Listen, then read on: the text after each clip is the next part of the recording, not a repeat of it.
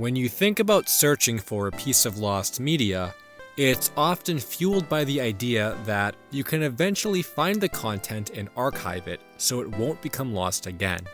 And in most cases, that's exactly what happens. There's usually someone associated with production, a re-upload on another website, or even a fan in a community that has something they're not aware people are looking for. However, that doesn't apply to every topic, and in some cases, no matter how many people you might contact on a search, sometimes that piece of lost media doesn't exist anymore. We're not talking about content like old silent films and internet videos that nobody can find. Those could still exist somewhere. I'm talking about content that has pretty much been confirmed to not exist anymore. Whether the only copy was never saved or the master files wiped, these topics are very unlikely to ever resurface, as stated by the people and companies who worked on them.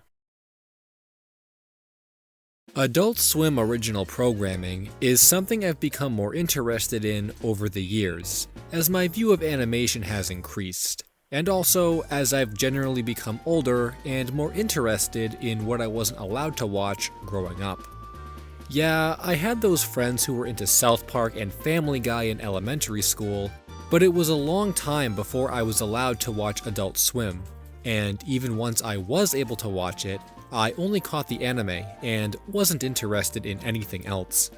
But now it's a different story, and I'm eager to explore the creative and sometimes strange world of Adult Swim animation, which includes the lost media side of things too.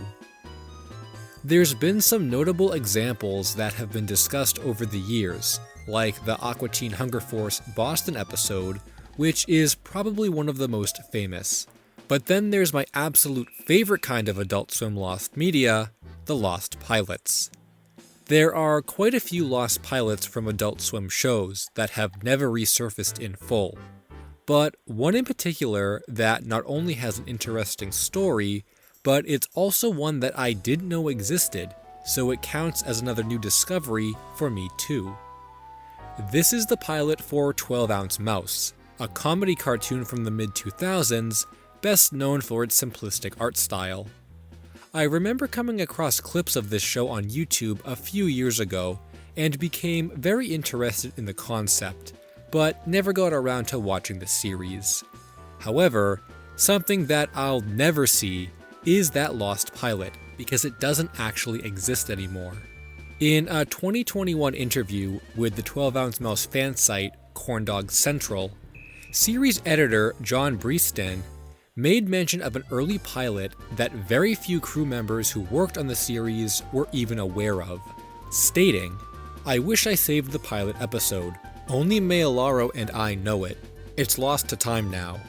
I kind of hate myself for not documenting this history. It's so rare." Our SVP, Keith Crawford, was the voice of Golden Joe, and he was Mouse's boss for real. It's gone now forever. I hate that I didn't document it. It was also mentioned that the pilot was never meant to air, and several of its assets were made purely to sell the show to Adult Swim. Eventually, another pilot was created and titled Hired, which became the official first episode of the series as well, and originally aired in 2005, about a year after the original pilot was made. It's really unfortunate that nothing from the original vision of the show was saved, and it's even more unfortunate that there's nothing we can do to recover content from it, since the only people who had access to it confirmed they don't anymore. This would be like if Van Partible, the only person who has a copy of the Johnny Bravo pilot Meso Blues, lost his only copy years ago, or didn't have it archived. It would be gone forever. I'm also sure there wouldn't be any other copies in existence since a second pilot was made once the series was picked up, and that's exactly like Johnny Bravo 2. The What a Cartoon pilot is what Cartoon Network would have in their archives, not Meso Blues.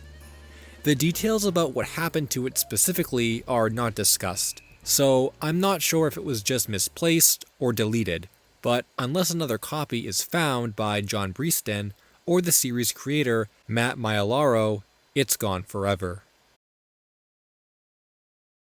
It's sort of become a recurring joke when it comes to pieces of lost media that are particularly bad looking or awful, that the content is so bad it should stay lost forever, rather than being found. And by pure coincidence, that's exactly the scenario that led to one production pretty much being erased from existence for its poor production quality and accidents on the set. What's more is that all of the disasters happened live, so it's not often you hear about this kind of thing, and that makes it both more interesting and hilarious to me. I'll be the first to admit I'm not a big fan of Thomas the Tank Engine, or the lost media surrounding the series, and there's actually a surprising amount of it if you do your research. The last time I really thought about Thomas was back when I was a kid and had a whole train table set up with tracks and characters from the show. But a few years ago, everyone seemed to jump on the Lost Thomas pilot, and that seemed to be a pretty big interest for the community. However, I've come across a piece of Thomas Lost media that is perhaps more interesting than that, and one that I really wish I could see, but sadly, I don't think we ever will. The series of Thomas the Tank Engine that most people are familiar with is the 1984 TV series. But predating that is a broadcast of The Sad Story of Henry, the first adaptation of the Railway series books from 1953. This was handled by the BBC after approaching series editor Eric Marriott for permission to adapt 2 stories for television, which was approved, and work began on the project.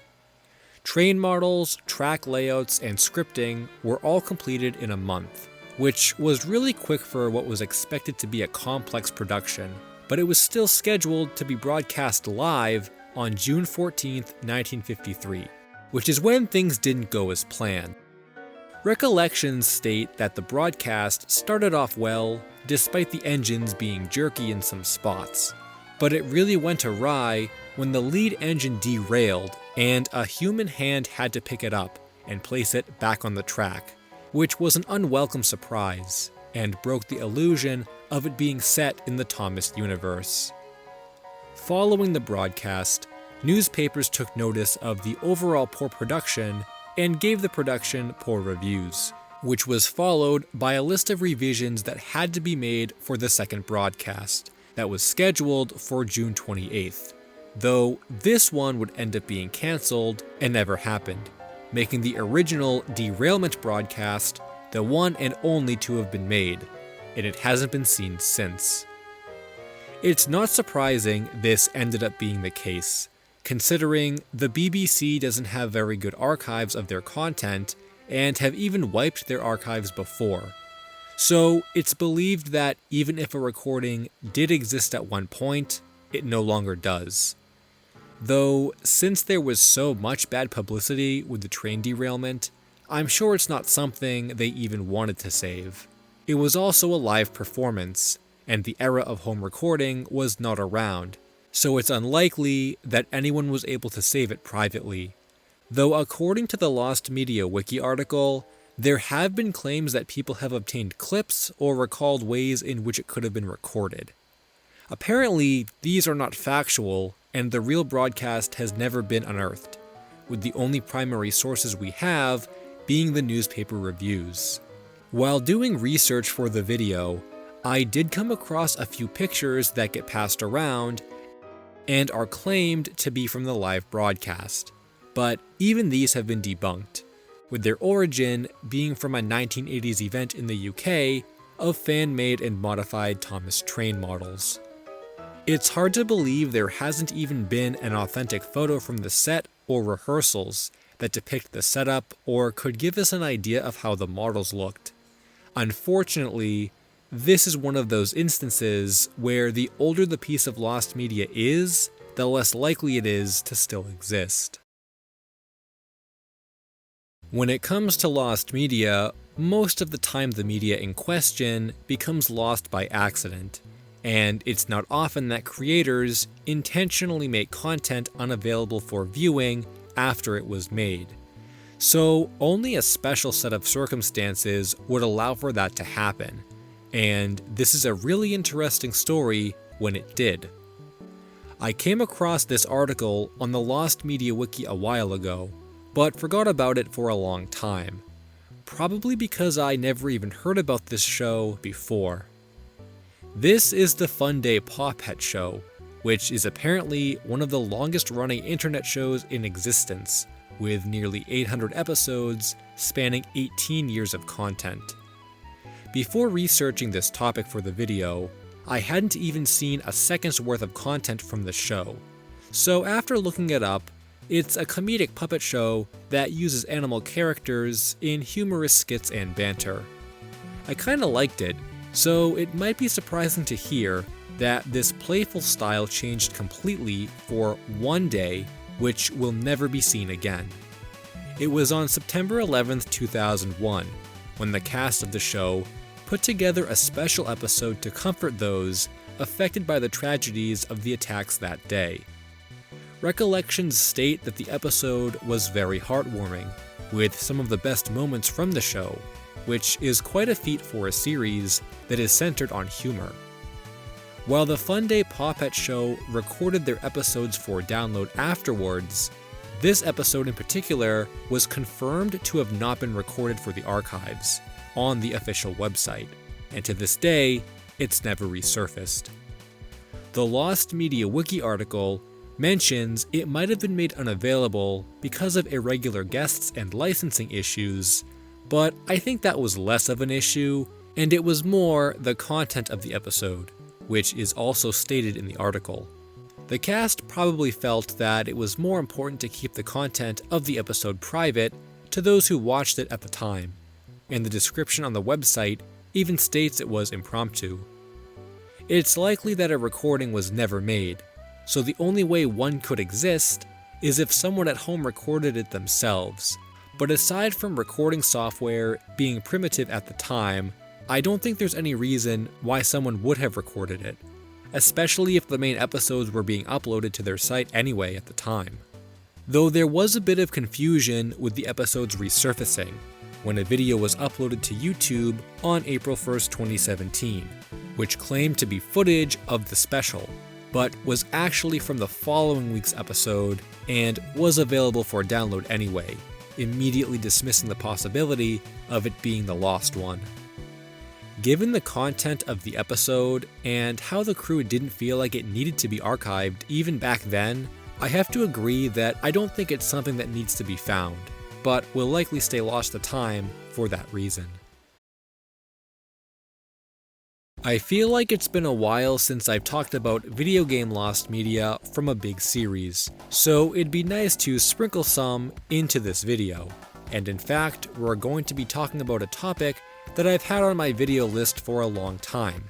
Though unfortunately, it's not from the Dead or Alive series, but rather a different Koei Tecmo game.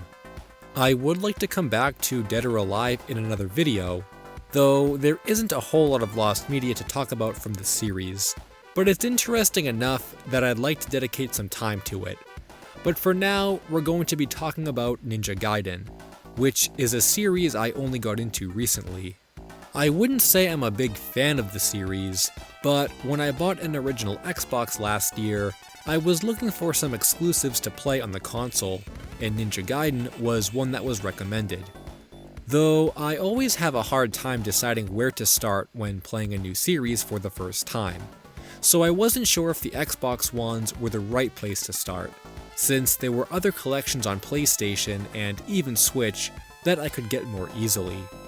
However, the fans were nearly in agreement that Ninja Gaiden Black on the original Xbox was one of the best titles in the series, so I did decide to start there, but checked to make sure this game wasn't bundled in some kind of collection that was cheaper, and to my surprise, it wasn't. I went through all the re-releases that existed for the series, and Ninja Gaiden Black wasn't on any of them, despite the fans stating it was one of the best, which seemed very weird to me.